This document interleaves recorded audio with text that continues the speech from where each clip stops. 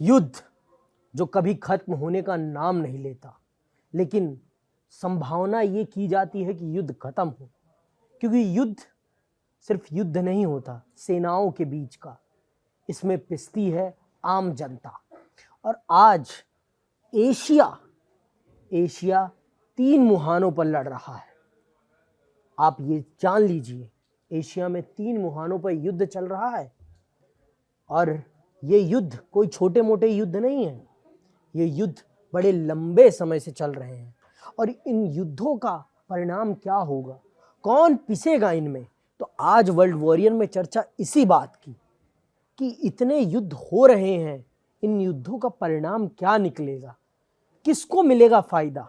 क्योंकि युद्ध से कभी किसी को फायदा नहीं होता, जीते चाहे एक पक्ष, लेकिन मरते दोनों पक्षों से हैं और दोनों ही पक्षों का विकास रुकता है, चाहे एक का पल्ला भारी क्यों ना हो।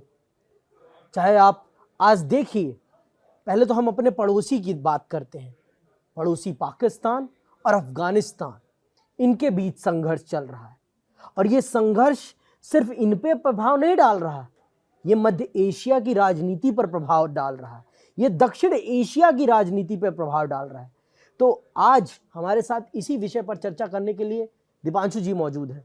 तो दीपांशु, मैं आपसे सबसे पहले यही सवाल रखूंगा कि अगर जब दो देशों के बीच में या दो गुटों के बीच में जब युद्ध होता है या सैन्य तनातनी होती है, तो क्या सिर्फ उसका प्रभाव उन्हीं देशों पे पड़ता है कि और भी जो आसपास के देश हैं, पहले तो हम अपने पड़ोस से ही बात स्टार्ट कर रहे हैं, उन पर भी पड़ता है? इस पर एक बार आप बताइए।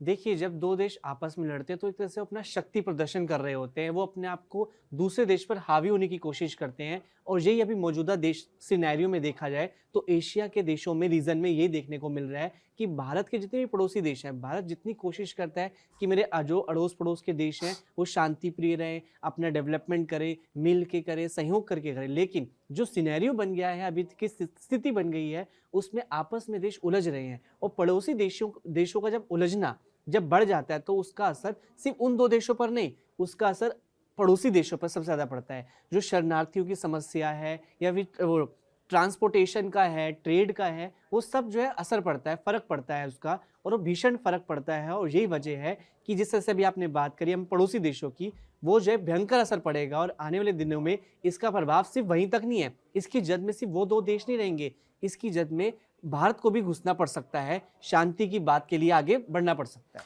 अब यही बात, ये सबसे बड़ी आपने ये जो पहलू जोड़ा है इसमें कि भारत को भी जुड़ना पड़ सकता है। देखिए, जब युद्ध होगा तो उसका प्रभाव जरूर पड़ेगा।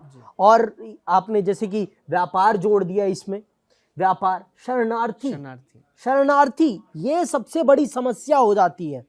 जब युद्ध होता है तो शरणार्थी होते हैं, उनके पास किसी देश की नागरिकता नहीं होती, उनके पास किसी देश की सुरक्षा नहीं होती। आपको लगता है कि नागरिकता सिर्फ एक छोटा सा शब्द है, नहीं, वो अपने आप में एक राजनीतिक अधिकार है। और जब आपके पास एक देश की नागरिकता नहीं रहती तो आप एक शरणार्थी बन जाते हैं। और जब आप शरणार्थी बन जाते हैं तो आप कितने अधिकारों से वंचित हो जाते हैं। चलिए मैं आपको कुछ अधिकार गिनवा देता हूं। आपके पास ना सरकार चुनने का अधिकार होता है, ना आपके पास आपके मौलिक अधिकार होते हैं, ना समानता का अधिकार, ना स्वतंत्रता का अधिकार, ना जीवन का अधिकार। आप सभी अधिकारों से वंचित हो जाते हैं। तो आपने जो कहा शरणार्थी, इस चीज को समझना पड़ेगा। हम जो भी युद्ध में जा रहे हैं उनको समझना पड़ेगा कि आप सिर्फ और सिर्फ अपने शक्ति प्रदर्शन में बहुत सी जनता को शरणार्थी बना रहे हैं। और आपकी ये जो शरणार्थी नीति होती है, इससे सिर्फ उस समय में, जो युद्ध के समय में जनता है उस पर ही नहीं, आने वाली पीढ़ियों पर भी प्रभाव पड़ता है। अब आते हैं दूसरे मोर्चे पर। दूसरा मोर्चा है ताइवान का और जापान का और चीन का। चीन, ताइवान और जापान, एक समय था कि जापान की तूती बोली जाती थी, एक समय था कि जापान ने चीन को अपना गुलाम बनाया था, उपनिवेश बनाया था। और आज वही फिर से वही कॉन्फ्लिक्ट फिर से पैदा हो रहा है। तो इस पर आप क्या कहेंगे?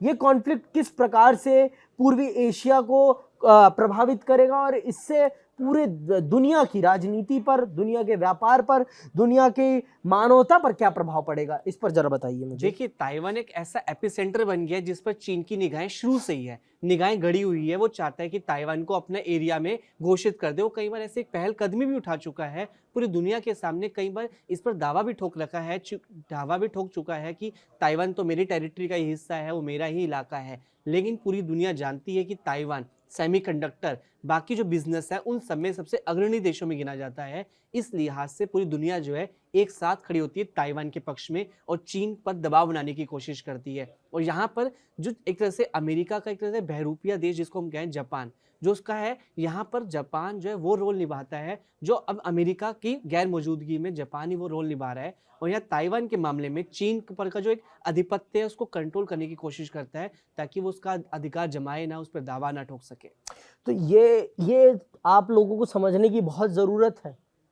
अब ये देखिए, अगर आप दूसरे विश्व युद्ध में जाएंगे तो आपको ये समझ में आएगा कि जो जापान एक समय था अमेरिका का विरोधी था, आज वही उसका पक्षधर बना हुआ है इस क्षेत्र में।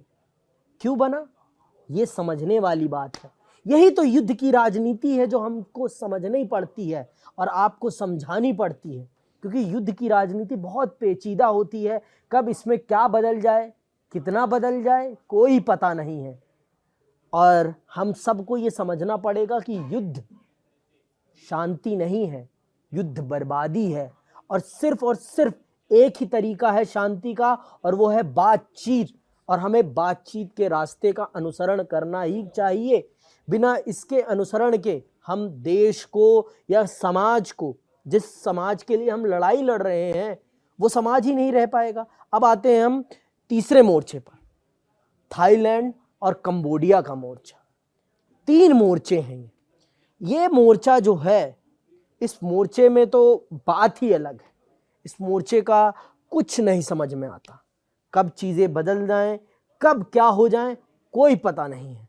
यहाँ चीज़ें बहुत पेचीदा हैं। तो इस मोर्चे पर आप क्या कहेंगे? अगर हम कंबोडिया वाले जो थाईलैंड के मुद्दे की अगर हम बात करें तो यहाँ पर सिर्फ ये इन दोनों का टेरिटरियल मामला नहीं है, यहाँ पे विदेशी ताकतों का भी रोल है। और उनकी इन्वॉल्वमेंट की वजह से ये जो एक तरह से जो दोनों के बीच की तनातनी, जो संघर्ष है, वो लगातार विकराल रूप लेता जा रहा है। और इसका इम्पैक्ट भारत जैसे शांतिप्रिय देश जो हमेशा शांति की वकालत करते हैं, पूरी दुनिया के सामने शांति का एक संदेश देते हैं, जो ये बोलते हैं कि बुद्ध और गांधी की धरती से एक संदेश जाना चाहिए दुनिया के सामने, उसका पक्षधर है। और यही वजह है कि जो थाईलैंड और जो कंबोडिया का विवाद है वो बरसों पुराना है, लेकिन वो आपस में सुलझा भी लेते हैं। लेकिन पिछले कुछ समय आसियान से, के माध्यम से। हाँ जी, लेकिन हाँ बोलिए बोलिए। लेकिन पिछले कुछ समय से ये जो है इन दोनों के बीच की जो एक एग्रेशन है वो बढ़ता चरम पे जा चुका है। इसमें एक तरह से टेम्पल विवाद का भी मामला है, जिसके कनेक्शन हिंदू मंदिर, बौद्ध धर्म से भी जुड़े हुए हैं, और इसका इंडिया कनेक्शन भी है। तो इस लिहाज से ये एक तरह से एक दूसरे पर कंट्रोल, अपने पर हावी की मेरा इस एरिया पर ज़्यादा कंट्रोल रहे, यहाँ पे कठपुतली की सरकार रहे, और यहाँ पर मेरे ही कहने के अनुसार चीज़ें चले, ये चीज़ें थोपने की कोशिश की जा रही है। और इस वजह से दोनों देशों के बीच में क्लैश बढ़ चुका है। तो ये आप समझिए, अगर इन तीनों मोर्चों पर जंग स्टार्ट होती है तो इस जंग का क्या नतीजा होगा। वैसे तो जंग चल रही है, हम देख रहे हैं कि मिडिल ईस्ट में भी जंग चल रही है, इजराइल, हमास, वहाँ जंग चल रही है। आप रशिया यूक्रेन में देख रहे हैं जंग चल रही है। इन जंगों का क्या फायदा निकलेगा, क्या हित निकलेगा, ये समझ में नहीं आता। और अगर इन मोर्चों पर भी वो ही रूप आ जाएगा, उतना ही एग्रेसिव रूप आ जाएगा, तो आप ये समझिए कि दुनिया अपने पतन की तरफ जाएगी, दुनिया का पतन निश्चित हो जाएगा।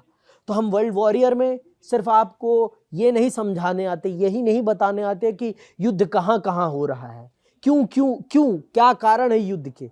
हम ये समझाने आते हैं कि उन युद्धों के पीछे क्या राजनीतिक मानसिकता है, किस दृष्टिकोण को लेकर वहाँ रहने वाले नेता हैं, जो राजनेता हैं, वो किस दृष्टिकोण से लड़ाई लड़ रहे हैं।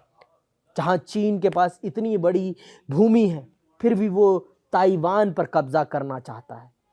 ये बताता है कि इंसान की जो राजनीतिक इच्छा शक्ति होती है वो कितनी ज़्यादा, मतलब आप ये समझिए कि वो बहुत ज़्यादा साम्राज्यवादी हो जाता है और उसका विस्तारवादी, साम्राज्यवादी। तो ये नीतियाँ बहुत ही खराब हैं किसी भी राष्ट्र के लिए, किसी भी समाज के लिए। आज हम यहीं विदा लेते हैं, फिर हम मिलेंगे कल आपसे नए विषय पर, नई चर्चा के साथ। जय हिंद, जय भारत।